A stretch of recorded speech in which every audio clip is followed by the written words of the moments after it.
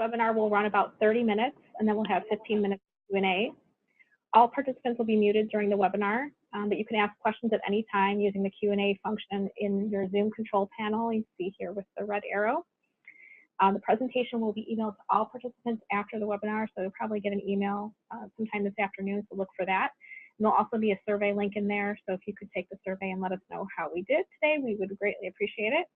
And we hope you will join us for our next webinar in March, the business case for quality, why investing in quality ultimately results in better financial performance. So March 13th at 11:30 a.m. Central. Next slide, please. We are Lumina Health Partners. We are your partner on the journey to value. Our industry leaders work hand in hand with clients to guide healthcare organizations as they optimize the performance of programs to meet the demands of an increasingly value-based care payment environment. Next slide, please. These are some of our advisory services: value-based strategy, digital innovation and analytics, clinical transformation, and leadership and governance. And today our topic falls under our clinical transformation section. Today we have three presenters: Lucy Zielinski, Managing Partner for Lumina Health Partners, Gene Rondenet, CTO and CEO for qrcAnalytics, and Doug Ardoin, who is Managing Principal for Lumina Health Partners. So welcome to all of you. Next slide, please. So for today's agenda, we'll cover the background of HCCs and why they matter, data science and the analytics behind HCCs, so how HCCs are captured and reported, and then best practices of operationalizing HCCs and what providers can do to accurately report HCCs. So Lucy, I'll turn it over to you. Thank you, Lisa. Good afternoon, everybody. We're excited to present this topic to you. It's very timely, and it's definitely a buzzword out there in many of the healthcare institutions that we consult with. So what I'll start out with is providing you a background of HCCs. I can tell you, as a coder, HCCs were just for Medicare Advantage or Medicare Advantage plans. It's a term that has been around since about 2004, but many of us coders, as well as executives in the healthcare environment, really haven't heard of HCCs much. I know on some of the coasts, whether it be the East or the West Coast, they have more capitated plans and more Medicare Advantage, so they're probably have used that more often than we have here in the Midwest. So if you did not have a large penetration of Medicare Advantage lives, then you probably didn't even pay attention to HCCs. And now, as the industry is shifting to value-based care, HCCs are baked into that payment methodology, not only with Medicare Advantage, but with other plans as well, including Medicare fee-for-service and commercial. And we'll talk about that today. So I think all of you who are on this webinar today know what HCCs are and CDI, Clinical Document Improvement. It's something that all organizations are talking about or already have a plan in place to support their value-based strategy. So as we know, the healthcare industry has been shifting in the way that we're delivering care and being reimbursed. Providers are definitely being rewarded for value versus volume, and that percentage is only going up. So by not having a clear roadmap and understanding of where your payments are heading, your organization is definitely at a serious financial risk. Depending on your market, of course, the overall impact to your revenue may only be a point or two, but that number is really going up. In some markets, we see it above 90, even 100. And definitely, if you think about the MIPS program, the Quality Payment Program, which I'll talk about, that also has a max penalty of 7% for performance based on this year in 2019. So providers are definitely not experiencing annual increases to their fee-for-service payments because more dollars are tied to these value-based care models.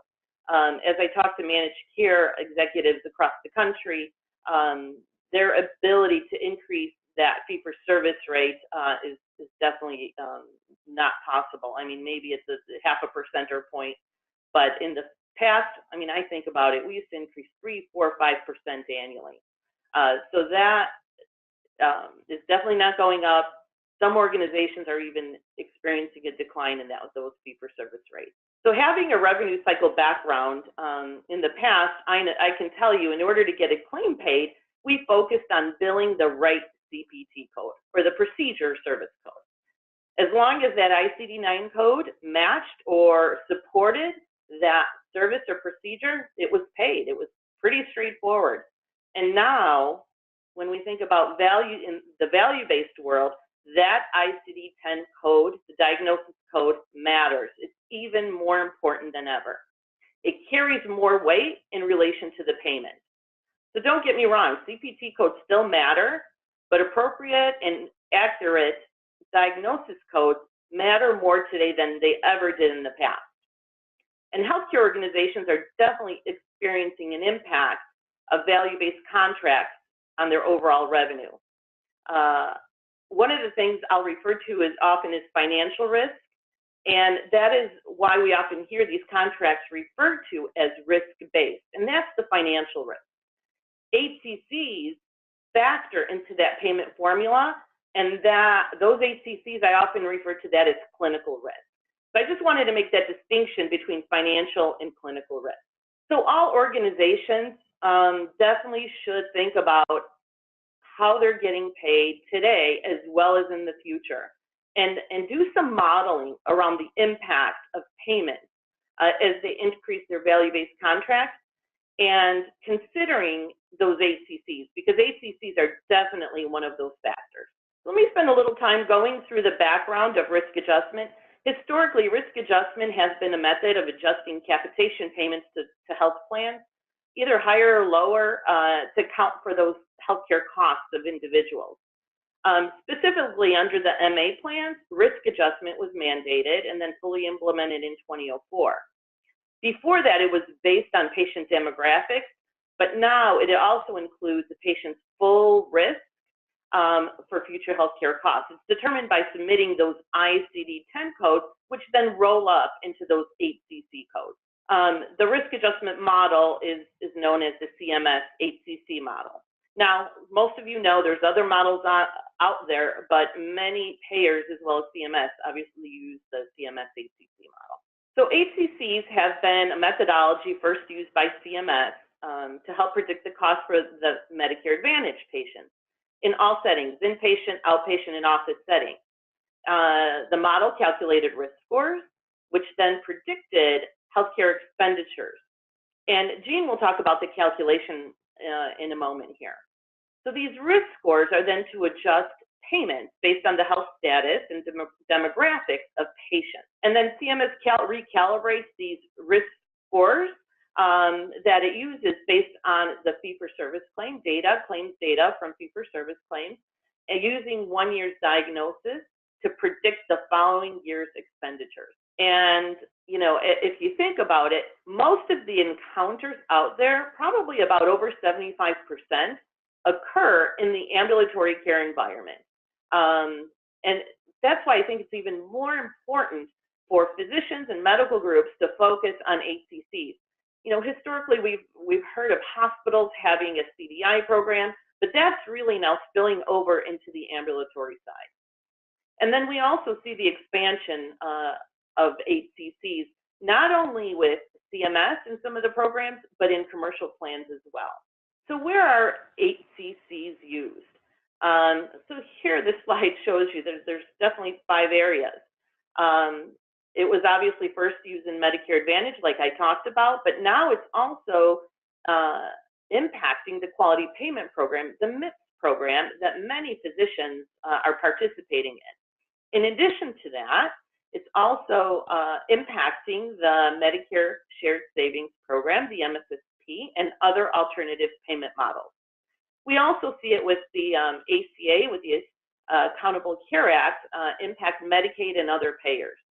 And then historically, it also impacted the hospital-based, value-based purchasing program. And so what organizations need to understand is their payer mix, right? And many organizations may not be impacted greatly by HCCs because they're not, the payer mix based on some of these categories is low, right? But one of the questions you have to ask yourself is where are we going in the future? What level of risk for the cost and outcomes are providers assuming? How do HCCs impact future payments? And we've been working with many organizations out there creating these revenue impact calculators that not only consider cost, but quality and risk as well. So as you can see here, based on this slide, one of the impacts is the quality payment program. The MIPS scoring in 2019 is identified here in this slide in the distribution of the score. But the key point I wanted to make here is in the red box there. There's a complex patient bonus where there's up to 5 bonus points available for treating complex patients based on medical complexity. And they're using the HCC scores to measure that. So CMS estimates the average complex patient bonus may be about 3 MIPS bonus points. So that increases your score. So that's the impact of HCCs on the quality payment program. Another impact here is on the MSSP final rule, the Medicare Shared Savings Program, or they're calling it the Pathways to Success. So the impact here is the risk adjustment based on the score, which is capped at 3%. So these risk scores are being used to adjust that MSSP benchmark for changes in severity and case mix each performance year. And then there's that cap of 3% over the agreement period. So CMS believes that this approach is more accurately captures the condition of patients and also accounts for the health status changes in the ACO's performance years, the ACO's performance year assigned beneficiary population. So while this score is limited to 3%, organizations really should think about improving their coding and documentation, as it may be the difference between shared savings and losses for many ACOs. So just to kind of wrap up my section here, so why do HCCs matter? Here's the top 3 reasons why. First of all, HCCs, they support data analytics. Many organizations are pulling together data to help them manage patients around the triple aim, right? Enhancing that patient experience, improving the health, and reducing costs. And so having this data, accurate data, allows you to do some analytics around the diagnoses. You also can identify care gaps and then be able to appropriately resource staff to manage patient care. And then secondly, it also helps with improving the quality. It supports many of the quality measures, also helps in coding, accurate documentation, and better care coordination, which results to improved outcomes. And both Gene and Doug will talk about some of these points in a moment. And then lastly, you will receive appropriate payment revenue for the work that you are doing. So as you're entering into value-based contracts and some of these alternative payment models, keeping an eye on those HCCs are very critical to make sure that you're accurately reflecting your patient population as it relates to the risk of your patient population, that clinical risk, because your financial risk will be impacted. So with that, let me go ahead and hand it off to Gene, who will talk about the data science and analytics behind HCCs. Thank you. So in this section, thank you, Lucy. We'd like to talk a little bit about some of the data science and analytics, not only behind the HCCs, but what you can do with the information that you get from the calculation based on the HCC. Next slide. Okay, so there's, like I said, there's quite a bit of science that CMS uses to calculate risk scores, and we really don't want to discuss that in too much detail. But the thing that we really want to focus on is what you can do with that information and how you can operationalize it. And as Lucy mentioned, there's a significant difference between the risk adjustment factor, which we also call clinical risk, versus the financial risk. And what we're really trying to do is use the clinical risk to manage the financial risk.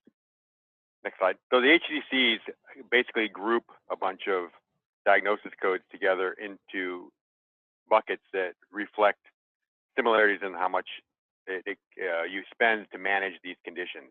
Each one of these conditions has a certain amount of cost associated with it based on the historical data that CMS has calculated over the years.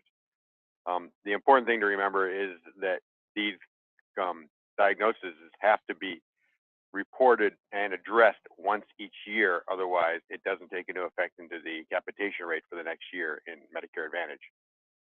Next slide. So the HCCs that are appropriate for a particular patient are then run through an algorithm that calculates what's called the RAST score. And a RAST score is kind of a one measurement of how complex the patient's condition is.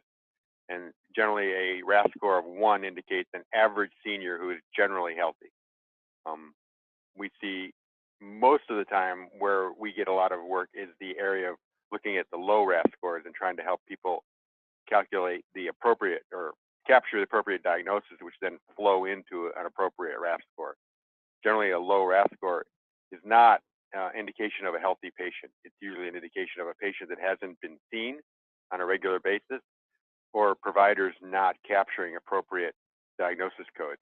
One of the classic ones we see is where they try to be polite to a patient and not capture things like morbid obesity. And that by being polite to the patient, you're actually causing yourself to lose quite a bit of money. Next slide. Okay. So basically, there's two types of analysis that we do. Generally, we do retrospective analysis and prospective analysis. And the retrospective side, we basically look at historically what occurred with your patient population. One of the things we really is probably, Capture 101 or Recapture is Risk 101, where you basically want to make sure that patients that were seen last year have a particular chronic condition, chronic being a key word there, gets recaptured and addressed each year. And so we will look for patterns in diagnoses for a particular patient that are not being recaptured. We also do quite a bit of algorithmic analysis where we look at other clinical data around a patient and claim data and that try to determine what HCCs are potentially being missed for a particular patient. And the classic one is you've got a patient that's being prescribed insulin for a long period of time. They have high HbA1c, they're not pregnant, and they're probably a diabetic. And so that should make sure that that gets captured every year. And then there's also a requirement that CMS requires that you validate all the codes that you're submitting for payment. And so there's a requirement on organizations to actually review the quality of the clinical documentation and make sure it supports all the codes that are being submitted. And we also use that for trying to identify training opportunities for physicians. We calculate a score called a physician accuracy rate, and that basically takes the output of what an auditor finds versus what was really should have been there for that particular patient. And so you'll see signs in the clinical documentation that something is there, but it isn't actually submitted as a code. Another thing that we have to determine is compliance, that we have a long history of physicians using diagnosis codes as being kind of notes for themselves or other providers that are really not representative of what has actually been treated or addressed during an encounter. The one we see most often is cancer, fracture, and stroke. The classic one is prostate cancer is captured repeatedly for a patient that's already had a prostatectomy and that they are not actively treating the prostate cancer, but they just want to know that the patient did have it. But since that's being used to calculate a RAST score, that artificially inflates the capitation amount, and that's technically incorrect. Next slide. Then we also try to stay ahead of it, of keeping your RAST score appropriate for the particular patient.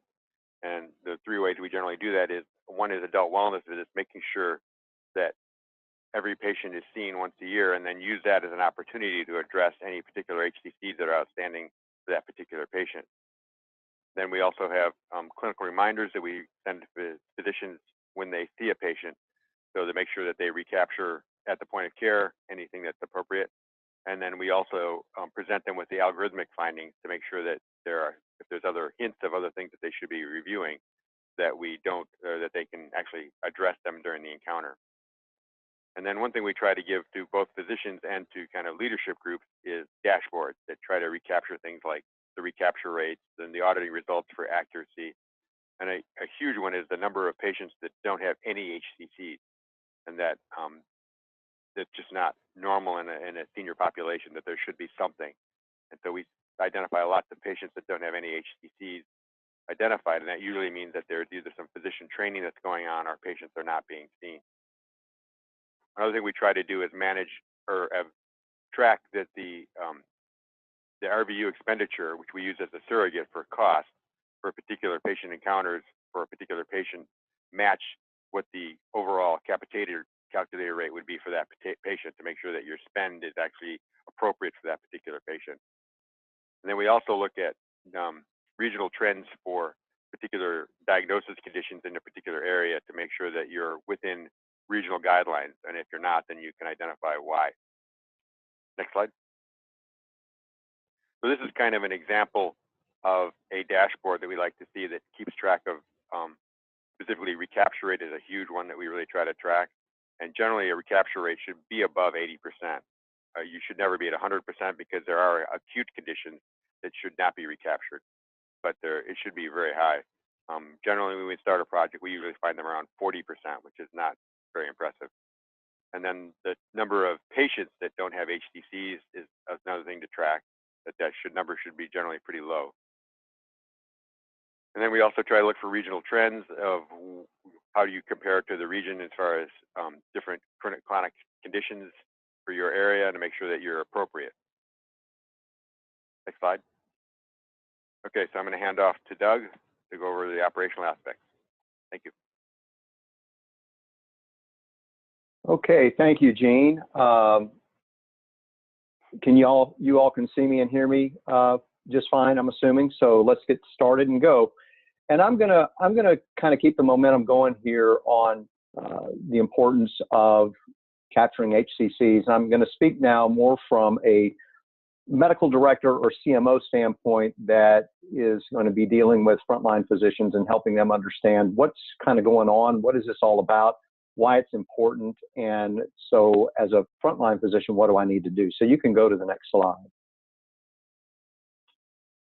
So, you know, completeness and accuracy of clinical documentation has been important for a very, very long time. So this is nothing new, but there is going to be a bit of a shift in the focus as we go from kind of fee-for-value to more, from fee-for-service to more fee-for-value type care. And I think that both Lucy and Gene have hit on some of the very important aspects of what's changing, particularly in, you know, how risk adjustment factor scores impact, you know, either financial goals or benchmarks or even revenue when it comes to Medicare Advantage and the MSSP program. But I think for practicing physicians, if you're a medical director or a chief medical officer, you know, I think it's important to acknowledge that, you know, physicians on the front line are doing the best they can.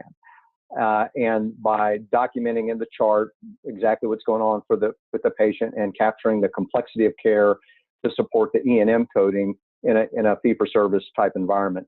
But to help with the explanation that how things have changed and the way that, especially with ICD-10 and explaining what an HCC code is and why it's important is going to be paramount so that physicians can understand and can make the shift to be very much more clear on what's important in the documentation. And I'll get into this acronym of MEAT in just a second.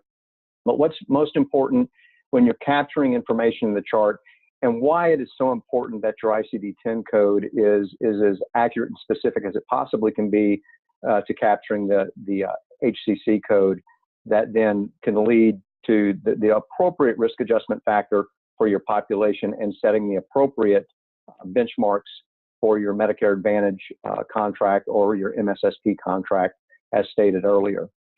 So if we'll go to the next slide. And so just a little bit about the basics of documentation. A lot of this stuff makes perfect sense. And I've talked a lot about making sure that you capture all of the conditions and comorbidities, et cetera. But the MEAT for HCC coding is kind of something new. It's not a whole lot different than what providers have been used to in writing a really good SOAP note or an H&P.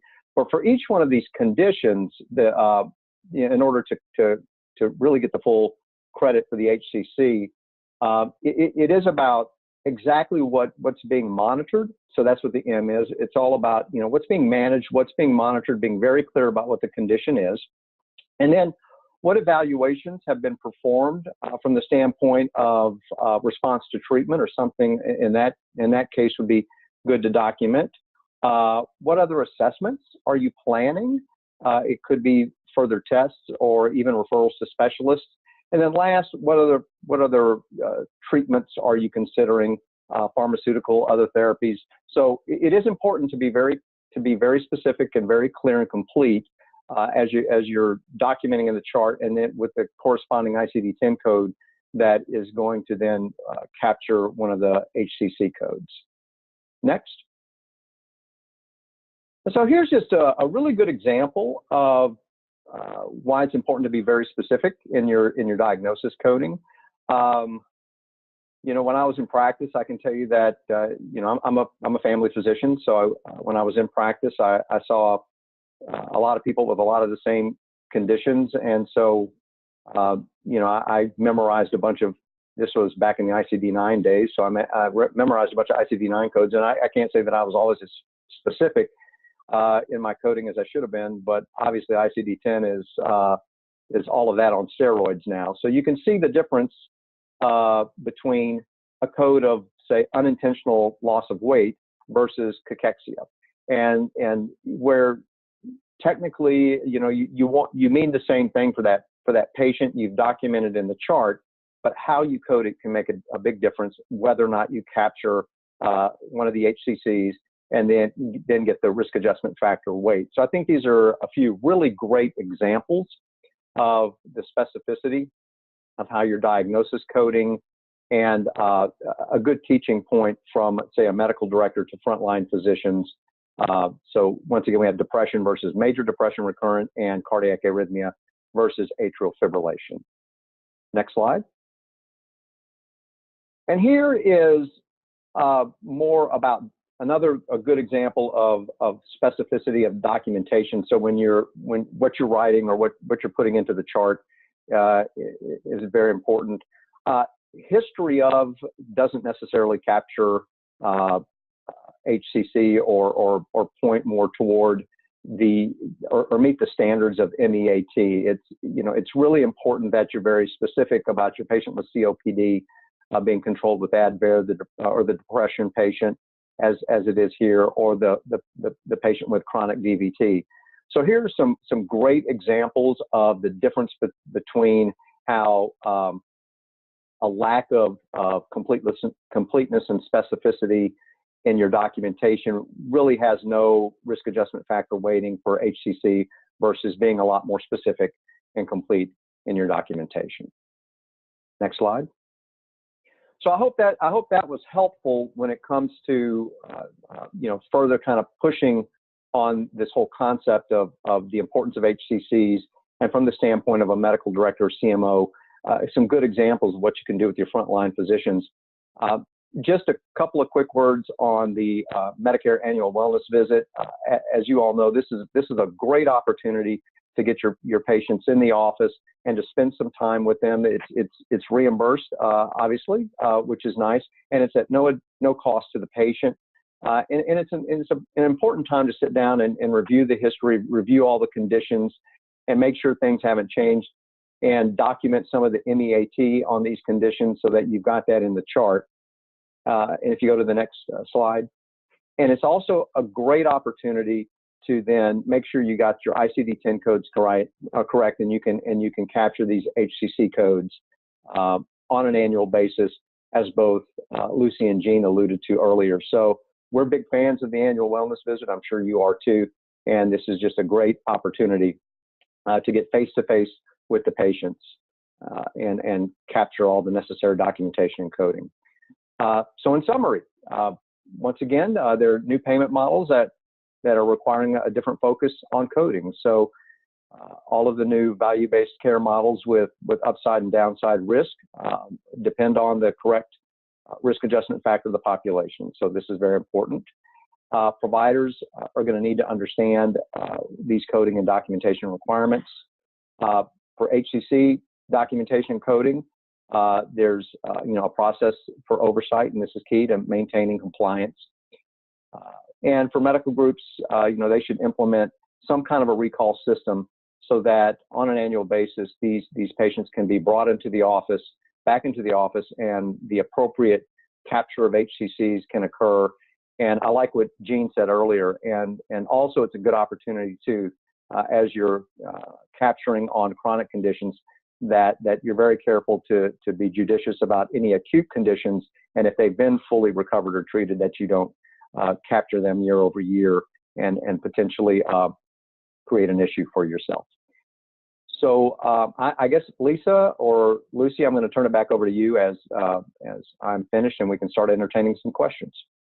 Great, thanks, Doug, and thanks to all of our panelists today for all this insightful information.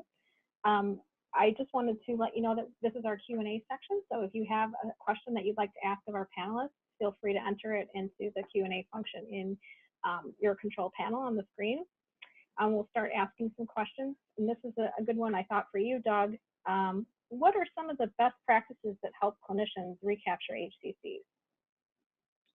So thank you. Yeah, no, that's a good question. I tell you, what I'm seeing today is a lot of this is technology enabled. Some of the EMR systems have built-in capability where they can year over year they can capture patients either into a within the EMR or maybe into a registry that have HCCs, so that each year either a registry can be mined for patients then to go and make sure there's a recall system to bring those patients back. Or if the patient happens to be in front of you in an office visit, there might be a prompt that comes up within the EMR that can let you know, hey, this is a patient that last year had some HCCs captured, do these conditions still exist? And so it's within the workflow. I've also seen other systems that work outside, that are outside of the EMR workflow, that can also help with identifying patients year over year. A lot of times these are used more as management tools instead of in the moment clinical tools, but a lot of this now is technology enabled.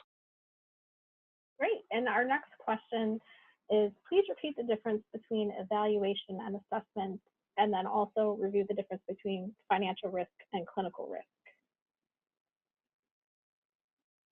Okay. I know Lucy spoke to financial and clinical risk. Lucy, do you want to take that question? Sure, I would be happy to. So the difference, and Gene can add to this as well, but financial risk is really tied to the value-based contracts that organizations enter into. So it could be as a result of some shared savings or quality measures. So whatever those payments, how they relate to the revenue, that's the financial risk that organizations take as they enter into value-based contracts. The clinical risk, on the other hand, is your patient population. So taking a look at that case mix, severity of the patient population, and using those ICD-10 codes, the HCCs, to determine basically how sick are they? How sick are they, or how well are they? So that's the difference. Gene or Doug, anything to add to that? No, that seems, I mean, that's really the essence of it, is just trying to manage the financial risks of the organization versus the overall severity of the like you said, the case mix of your patient population. Great. And another question is, how do you see emergency medicine contributing to capturing better HCC information when they are responding to the chief's complaints?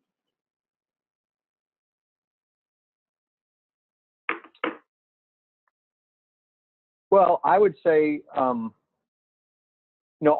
physicians are subject to MACRA, and I think Lucy gave a great example in the MIPS arena where you can get the bonus points for complex patients.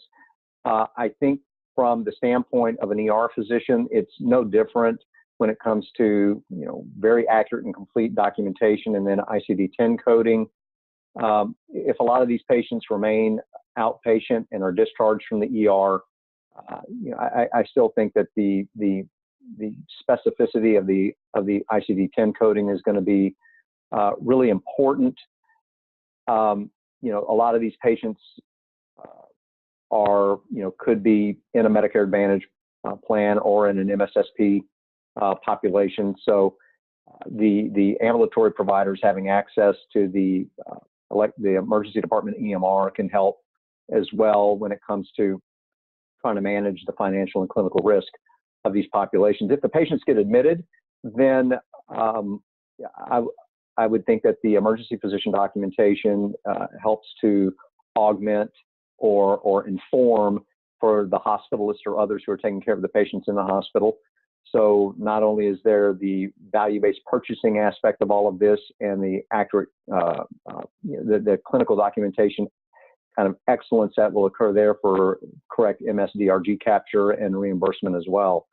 So I don't know if that answers the question, but I can tell you that everyone involved in the patient's care, accurate completeness of both documentation and coding is very important going forward, particularly with these with the risk-based contracts. All right, and then Doug mentioned technology. Is there a role for a CDI program to ensure the technology is appropriately operationalized? Gene, do you want to handle that?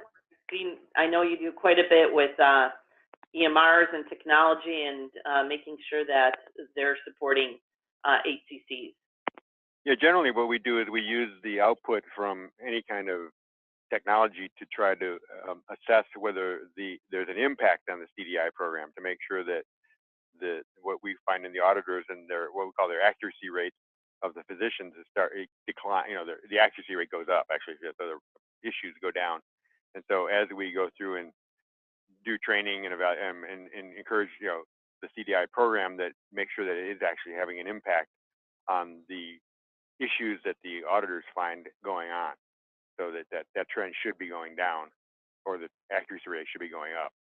And that is, we do that through technology to manage it and assess it. All right, and then what is a good high-level approach to an independent practice can take to review, address, report, and improve upon HCCs? I can take that. I mean, fundamentally, what we like to see is the dashboard.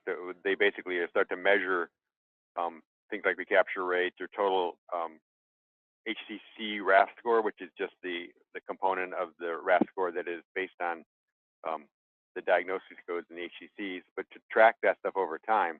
And then, and once you start tracking it, you can have a trend line, and then you can start to implement operational improvements and then see how they have an impact. And if they don't, then you can pivot and try to make sure that you are having an impact, because at the end of the day, that's what matters, is getting that RAST score to be more accurate. All right, and one other question. Could you comment on the use of AI symptom algorithms to suggest undiagnosed risk and rising risk or complexity? So we spend a lot of time thinking about this one, obviously, as everybody does in our particular area of the world. And there's a lot of really interesting work going on in the area of machine learning, as far as taking the large data sets that have started to be acquired since Meaningful Use has started pushing a lot of the EMR technology out there, and that we're getting much better data sets to try to determine patterns. Because one of the things we just have to be a little bit careful, there's still a human component to that, there's a lot of times, with the correlation does not mean causality problem, that there's related conditions that you have to kind of sometimes differentiate between those two, and AI hasn't been able to differentiate those two. That the classic one is people taking aspirin and cardiac conditions, of like, is the aspirin causing the cardiac condition? So you just have to there still has to be a little bit of a human touch on that to make sure that there's correlation, or that the correlation isn't causality type of problem. But it's definitely something that is, as we start to get larger and larger data sets, we're having a lot of success in this area. We did a project for the state prisons in California where we took years and years of data on suicides and have been able to impact that pretty significantly using machine learning.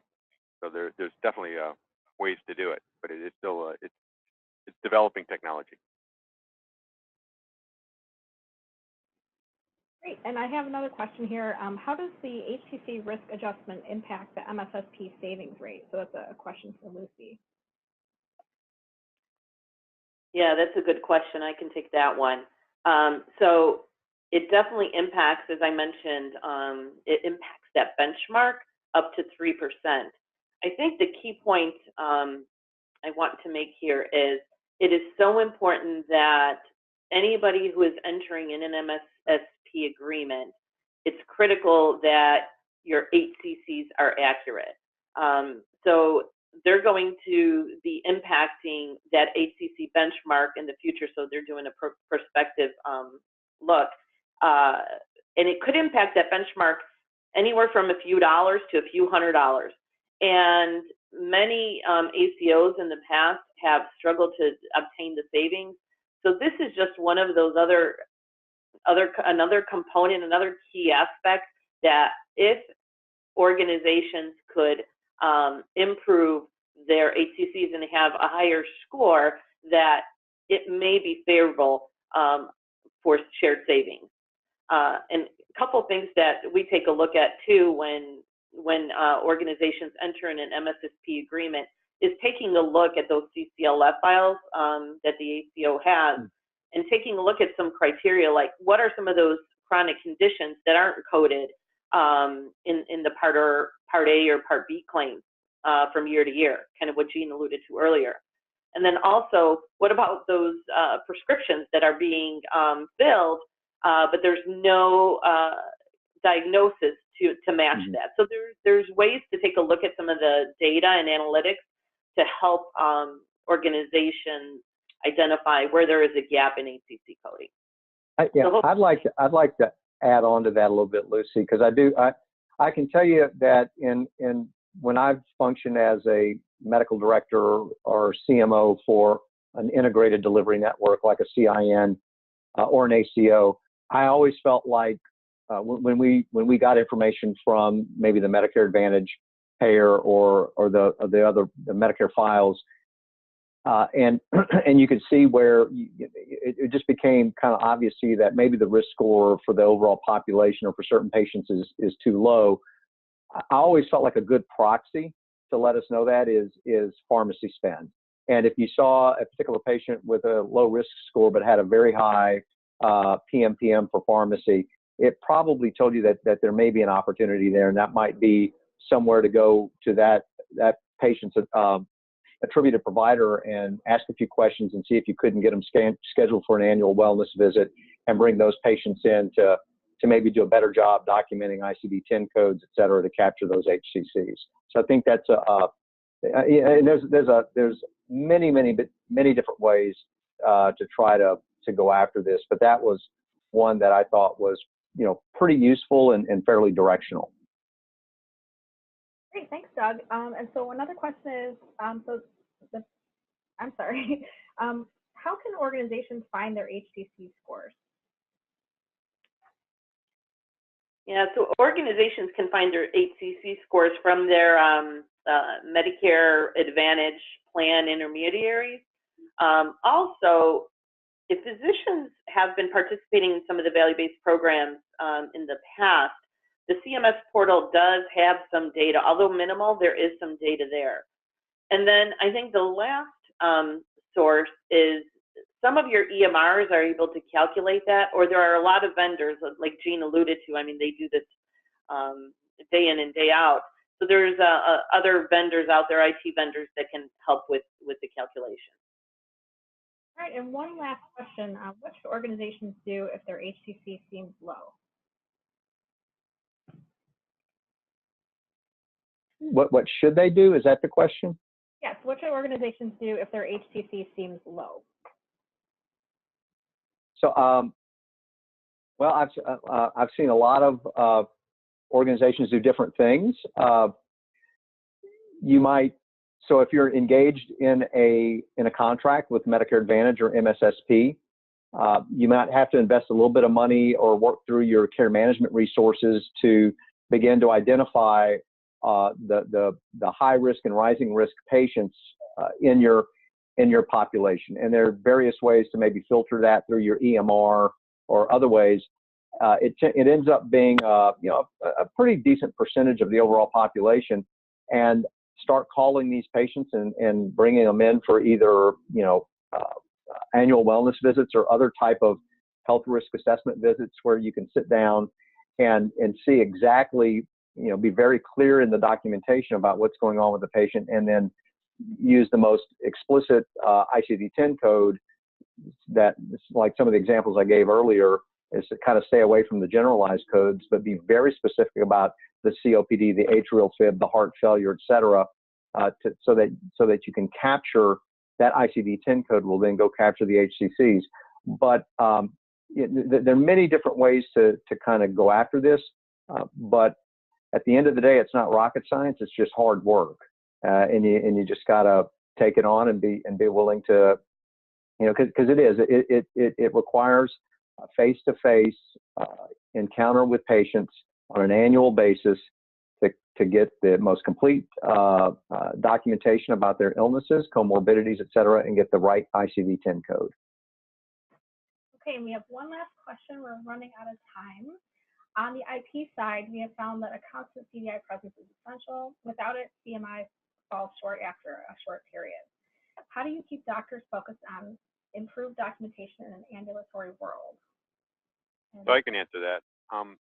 Generally, we do a lot of work in the ambulatory world, and the auditing program is the most important part of that, of making sure that, we generally schedule audits for each physician quarterly. And so we basically go out and grab, random encounters for each physician and try to establish their accuracy rate. And we manage that accuracy rate very closely to look for when they start to slip up. And so there's a constant stream of random encounters that are audited for each provider, and then we track those rates. And when we start to see someone slipping, we jump in and either do training or have a chat with them or try to figure out what the issue is. But we generally do it at least once a quarter, sometimes more often. Generally, our auditing programs have several different tracks going on through them. One is income audit, they're physician-based. The other ones are generally patient-based to make sure that for patients that have some major conditions, they get captured once a year, and it's supported, obviously. But the auditing, the accuracy rate is critical to managing that. Great. Well, thank you so much for all of the questions for our panelists today, and thank you to our panelists for joining. Next slide, please. This is our contact information for our presenters today, if you'd like to get in touch with them, either by email or phone. And you can also check out Lumina Health Partners' website at luminahp.com. You can follow us on Twitter at luminahp, and you can also follow our Lumina company page on LinkedIn, and also follow our YouTube channel at youtube.com/Lumina Health Partners. Again, we thank you for taking the time out today to join us. We hope to see you on a future webinar, and we'll talk to you soon.